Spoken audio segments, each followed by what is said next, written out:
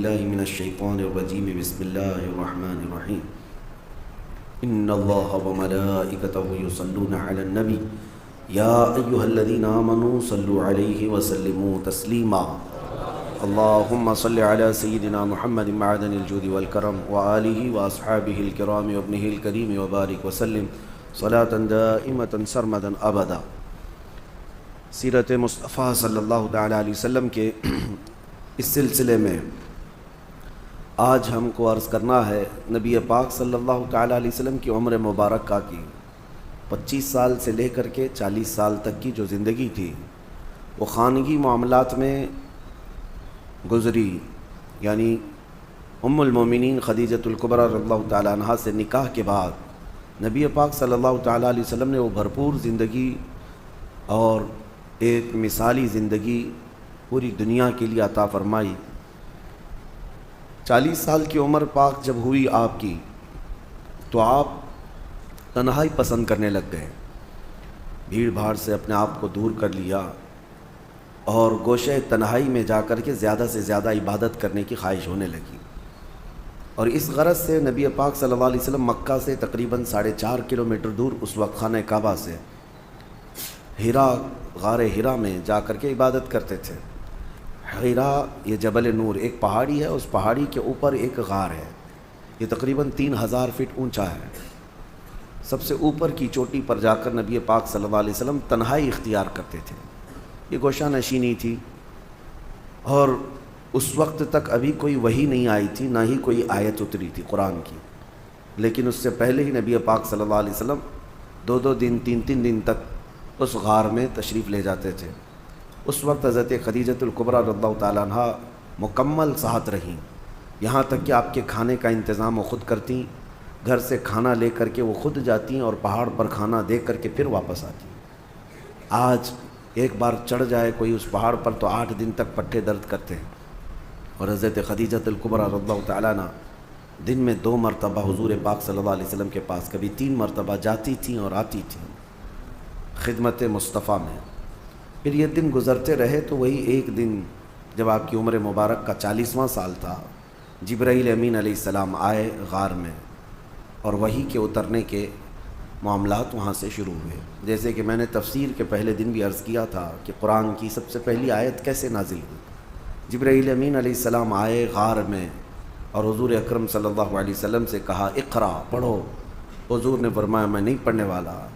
پھر جبرائیل امین نے سینے سے سینہ لگا کر بہت تیزی سے بھیج دیا، اور اس کے بعد پھر چھوڑ دیا، پھر کہا۔ 3 مرتبہ جبرائیل امین نے اس طرح سے کیا، سینے سے سینہ لگا کر کے معانقہ کرتے تھے، اور 4تھی مرتبہ میں جبرائیل امین نے کہا اقرا بسم ربک الذی خلق، پڑھو اس رب کے نام سے جس نے پیدا کیا۔ نبی پاک صلی اللہ تعالیٰ علیہ وسلم نے پھر پڑھنا شروع فرمایا، یہاں تک کہ 5 آیتیں نازل ہوئی۔ یہ آیتیں لے کر کے نبی پاک صلی اللہ علیہ وسلم اترے، اور سب سے پہلے جو خبر دی گئی وحی کے اترنے کی وہ ام المومنین خدیجۃ الکبریٰ، حضرت خدیجۃ الکبریٰ حضور صلی اللہ علیہ وسلم کو لے کر کے ورقہ بن نوفل، اس زمانے میں عیسائیوں کے ایک بہت بڑے عالم کا نام ہے ورقہ بن نوفل، یہ ایک عبادت گزار شخص تھے، ان کے پاس حضرت خدیجہ لے کر کے گئیں، وہ ان کے خاندانی بزرگ بھی تھے، کہ معاملات پوچھنے کے لیے کہ یہ کیا معاملات ہیں۔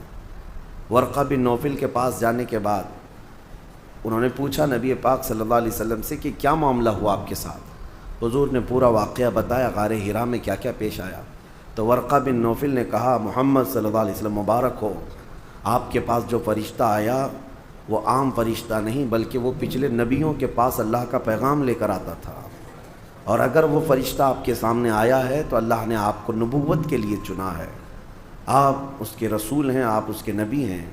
اور ورقہ بن نوفل ایمان لائے ہوئے لوگوں میں سے نہیں ہیں، لیکن خواہش یہ کی کاش میں اس زمانے میں جب آپ کی اعلان نبوت ہوگا اور میں تندرست ہوتا تو میں مکمل آپ کی خدمت میں حاضر رہتا، اس لیے کہ عنقریب وہ دن آئیں گے جب آپ کو آپ کے خاندان والے اور آپ کے شہر والے اتنا سخت ظلم کریں گے کہ آپ کو اپنا وطن چھوڑنا ہوگا۔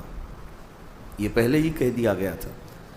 تو نبی پاک صلی اللہ تعالیٰ علیہ وسلم وہاں سے آئے، اب وحی کے اترنے کے سلسلے کو تھوڑے دنوں تک کے لیے اللہ نے موقوف رکھا۔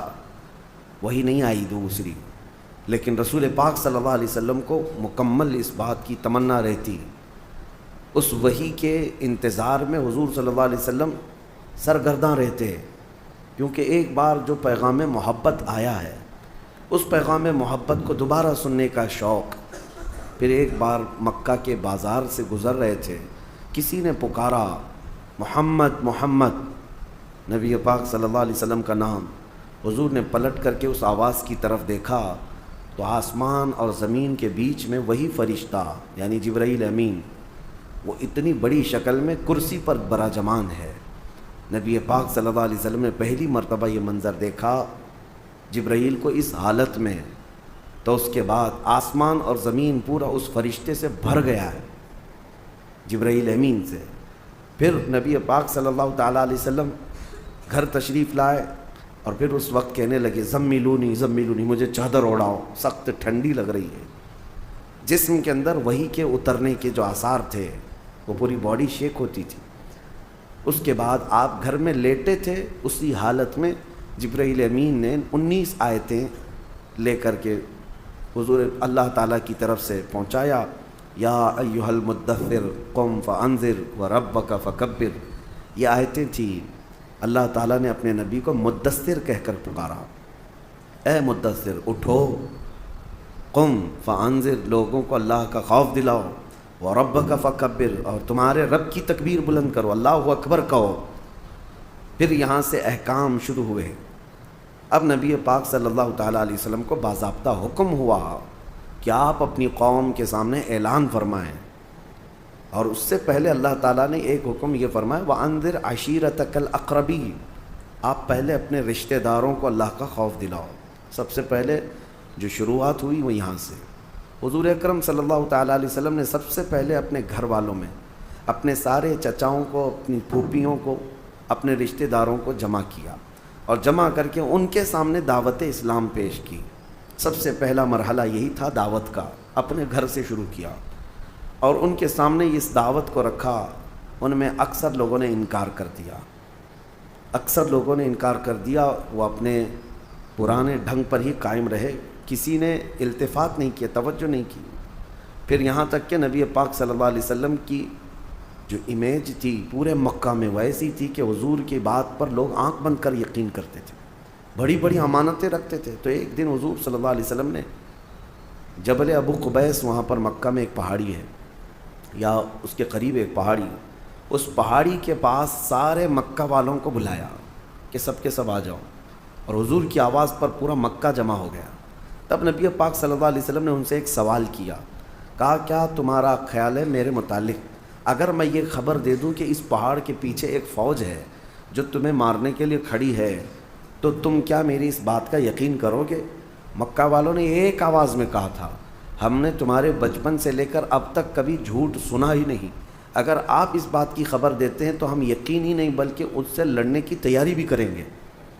نبی پاک صلی اللہ علیہ وسلم نے فرمایا جب تمہیں میری بات پر اتنا یقین ہے تو سنو، اللہ ایک ہے اور میں اللہ کا آخری رسول ہوں، اور جن بتوں کے سامنے تم سر جھکاتے ہو یہ فضول ہے، یہ باطل ہیں۔ تو نبی پاک صلی اللہ علیہ وسلم کا جب یہ اعلان ہوا تو مجمع میں کھلبلی مچ گئی کہ ہمارے پرانے دین پر حملہ ہو گیا، ہمارے دھرم پر حملہ ہو گیا ہے۔ اور پھر اسی مجمع میں سے ایک شخص کھڑا ہوا اور اس نے سخت جملوں میں بات کہا، تباً لک یا محمد الہذا جمعتا، نعوذ باللہ، اس نے کہا برا ہو اے محمد تمہارے ہاتھ ٹوٹ جائیں، کیا تم نے اس کام کے لیے ہمیں یہاں جمع کیا تھا؟ یہ بولنے والا حضور صلی اللہ علیہ وسلم کا سگا چچا ابو لہب تھا۔ حضور پاک صلی اللہ علیہ وسلم کو زندگی میں سب سے پہلا برا جملہ کہنے والا یہی شخص تھا، کیونکہ اتنے سالوں میں کبھی کسی نے انگلی بھی نہیں اٹھائی، کبھی نہ اخلاق پر بات کی، نہ کسی نے سخت لہجے میں آپ سے بات کی، اخلاق کریمانہ وہ اعلیٰ معیار کے تھے۔ پہلی مرتبہ اس طرح کا کڑوا جملہ اور تان و تشنیع کے ساتھ گالی بھرا ہوا، نبی پاک صلی اللہ علیہ وسلم کے قلب اطہر پر یہ بات گراں گزری، بہت سخت ہوئی۔ لیکن اس مجمع سے حضور اکرم صلی اللہ تعالیٰ علیہ وسلم لوٹے تھے کہ ہاں تاریخ میں یہ ہے، اب جو لوگ ایمان لائے ان میں بچوں میں سب سے پہلے مولا علی کرم اللہ وجہہ الکریم، جب آپ کی عمر 9 سال کی تھی، بڑی عمر والوں میں سب سے پہلے ایمان لانے والے حضرت ابو بکر صدیق رضی اللہ عنہ، عورتوں میں سب سے پہلے ایمان لانے والی سیدہ خدیجۃ الکبریٰ رضی اللہ تعالیٰ عنہ، اور غلاموں میں سب سے پہلے ایمان لانے والے حضرت زید بن حارثہ رضی اللہ تعالیٰ عنہ، اور حضرت بلال حبشی رضی اللہ تعالیٰ عنہ کا بھی نام ہے۔ یہ لوگ سب سے پہلے ایمان لانے والوں میں ہیں، سب سے پہلے جو لوگ ایمان لائے۔ اب یہ وہ لوگ تھے، اس میں حضرت ابو بکر حضرت خدیجہ کو چھوڑے تو باقی تو سب ان کے حالات ایسے نہیں تھے کہ وہ پورے مکہ والوں سے پنگا لے لیتے، مقابلہ کر سکتے۔ کمزور لوگوں سے دین شروع ہوا، اور جو لوگ شروع میں اسلام میں داخل ہوتے تھے وہ غریب صحابہ تھے، کمزور تھے، لیکن ایمان اتنا مضبوط تھا کہ ہر مصیبت کے لیے وہ ڈٹے رہتے تھے، ہر بڑی سی بڑی مصیبت کو فیس کرنے کو تیار تھے۔ اب یہاں سے تبلیغ اسلام کا سلسلہ شروع ہوا۔ شروع کے سالوں میں نبی پاک صلی اللہ علیہ وسلم نے پوشیدہ طریقے سے ہی دعوت اسلام دی، پوشیدہ طریقے سے، یعنی بالکل اوپنلی دعوت نہیں دی جاتی تھی، تنہا ایک ایک شخص کو کنونس کرنا۔ جیسے حضرت ابو بکر صدیق کی دعوت پر حضرت عثمان غنی ایمان لائے، حضرت ابو بکر صدیق کی دعوت پر حضرت زبیر، حضرت طلحہ، یہ لوگ بھی ایمان لائے۔ تو یہ جو ایک دوسرے سے ایمان کا سلسلہ چلتا رہا۔ باضابطہ طور پر تبلیغ کب ہوئی؟ حضور اکرم صلی اللہ تعالیٰ علیہ وسلم ایک بازار میں تشریف لے گئے، وہاں پر لوگوں کے درمیان خطاب کر رہے تھے کہ ابو جہل درمیان میں آیا، پوری دھول اڑایا حضور پاک صلی اللہ علیہ وسلم پر، اور نہایت سخت جملوں میں کہنے لگا کہ لوگوں اس شخص کی بات مت سنو کہ یہ اس کا ذہنی توازن خراب ہو گیا، نعوذ باللہ، بڑے برے الفاظ کہتا ہوا۔ اب یہاں سے تکلیفوں کا دور بھی شروع ہو گیا، آزمائش کا دور۔ ایک بات یاد رکھیں، کوئی بھی مشن لے کر کے کھڑا ہونا معمولی نہیں اس دنیا میں، اور وہ بھی نبی پاک صلی اللہ علیہ وسلم نے ایسے پتھر دلوں کے سامنے وہ عظیم دین کو پیش کیا تھا۔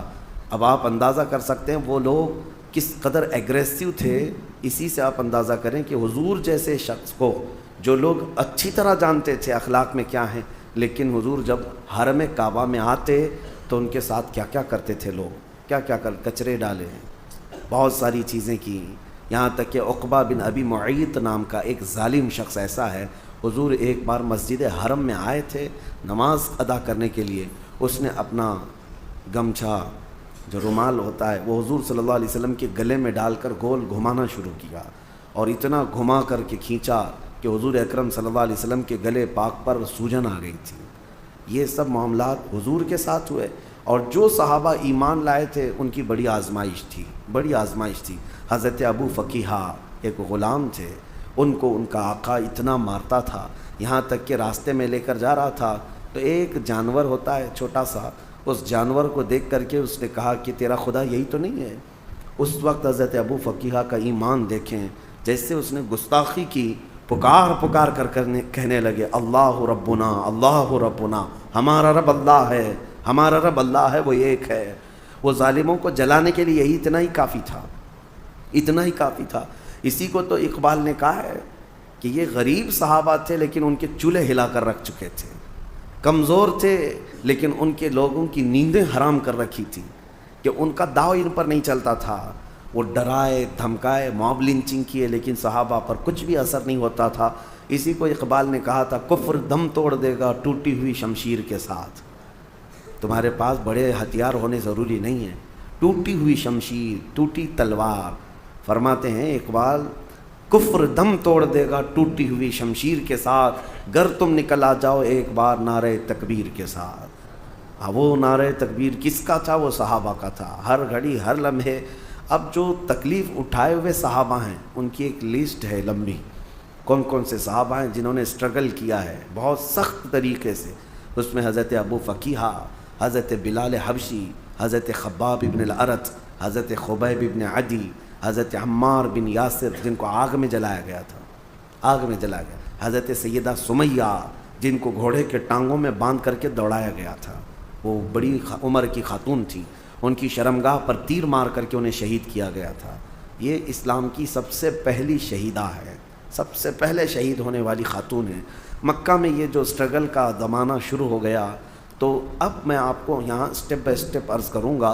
نبوت کے جو سال شروع ہوئے، پہلا سال، دوسرا سال، تیسرا سال، چوتھا سال، اس طرح سے 40 سال کی عمر پاک میں نبی پاک صلی اللہ علیہ وسلم نے اپنے نبوت کا اعلان فرمایا۔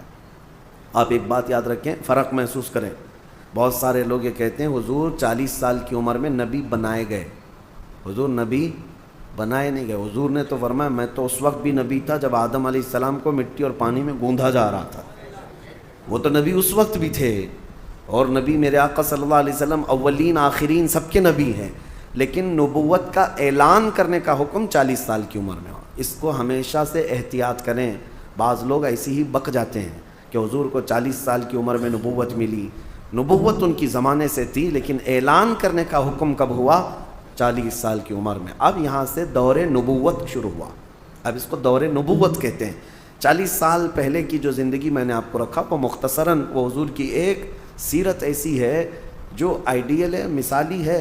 بچپنا، جوانی، شادی کے معاملات، تجارت کے معاملات 40 سال کی عمر تک. لیکن اب اصل جو یعنی پوری دنیا کے لیے اسوہ حسنہ ہے، جس کو قرآن نے کہا ہے لقد کان لکم فی رسول اللہ اسوۃ حسنہ، تمہارے لیے رسول اللہ کی زندگی بہترین آئیڈیل نمونہ ہے. اب وہ دور نبوت کو آپ کے سامنے رکھنا ہے. 23 سال تک، 40 سال کی عمر سے لے کر کے حضور اکرم صلی اللہ علیہ وسلم کی عمر جب 63 سال کی ہوئی، یہ پورا دور نبوت ہے. دور نبوت کو ہم 2 حصوں میں ڈیوائیڈ کرتے ہیں. ایک مکی حصہ ہے اور ایک مدنی حصہ ہے. 13 سال مکہ میں دور نبوت کے گزرے اور 10 سال مدینے میں دور نبوت کے گزرے. دونوں دور بہت الگ الگ ہے، ڈیفرنٹ ہیں. مجھے آپ کو اسٹیپ بائی اسٹیپ عرض کرنا ہے. 13 سال مکہ میں کس طرح گزرے؟ پہلا سال کیا تھا، دوسرے سال کون سے واقعات پیش آئے، تیسرے سال کون سے واقعات پیش آئے. ہر ایک سال کی کچھ خصوصیات ہیں، وہ انشاءاللہ العزیز آپ کو سلسلہ بسلسلہ عرض کیے جائیں گے. مکہ کا دور مکمل اسٹرگل کا دور ہے. یہاں کوئی جہاد کی آیت نہیں اتری تھی. 13 سال صبر کیا گیا، ہر چیز کو سہا گیا ہے. لیکن جب ہجرت ہوئی، مدینے میں جانے کے بعد اسلامی حکومت اسٹیبلش ہوئی. اسٹیٹ آف اسلام جس کو کہیں آپ، یعنی سب سے پہلی چیز جو نبی پاک صلی اللہ علیہ وسلم نے قانون، پارلیمنٹ، ایک نظام جو قائم کیا وہ مدینہ طیبہ. مدینہ کی بھی 10 سال، پہلا مدنی سال، دوسرا مدنی سال، تیسرا مدنی سال، ہر ایک کی خصوصیات ہیں اور ان میں جنگیں بھی ہوئی ہیں. ہم اس کو تقسیم کر کے اب اصل سیرت کو یہاں سے آپ کے سامنے رکھتے ہیں. روزانہ میں انشاءاللہ العزیز سلسلہ بسلسلہ آپ کے سامنے رکھنے کی کوشش کرتا ہوں. اللہ کریم میرے آقا صلی اللہ تعالیٰ علیہ وسلم کی سیرت طیبہ پر ہمیں عمل کی توفیق عطا فرمائے. مولا کریم نبی پاک صلی اللہ علیہ وسلم کا سچا عشق اور سچی محبت ہمارے سینوں میں عطا فرمائے. وآخر دعوانا الحمد للہ رب العالمین.